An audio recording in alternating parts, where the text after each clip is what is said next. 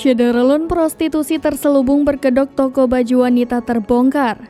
Warga curiga toko baju wanita ini banyak dikunjungi pria. Rupanya, toko baju tersebut merupakan rumah bordil yang disamarkan. Pada lantai atas bangunan digunakan sebagai kamar PSK dan digunakan sebagai tempat prostitusi ilegal.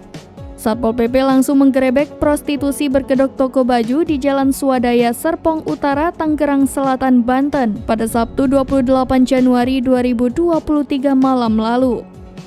Dari penggerebekan terungkap bahwa toko baju itu memiliki 24 kamar untuk bisnis esek-esek serta sejumlah pekerja seks komersial. Hal tersebut diungkap oleh Sekretaris Dinas Satpol PP Kota Tangsel, Sabta Mulyana, pada Minggu 29 Januari 2023, dikutip dari akun Instagram @wargatangsel.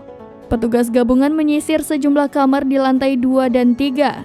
Sebanyak 16 orang diamankan, terdiri dari 10 perempuan berpenampilan dinas malam dan 6 laki-laki. Seorang pengelola yang menjadi germo turut diamankan petugas. Di kamar yang disekat itu berukuran kecil, muat untuk kasur dan kipas angin. Kamar itu ditutup dengan tirai kain.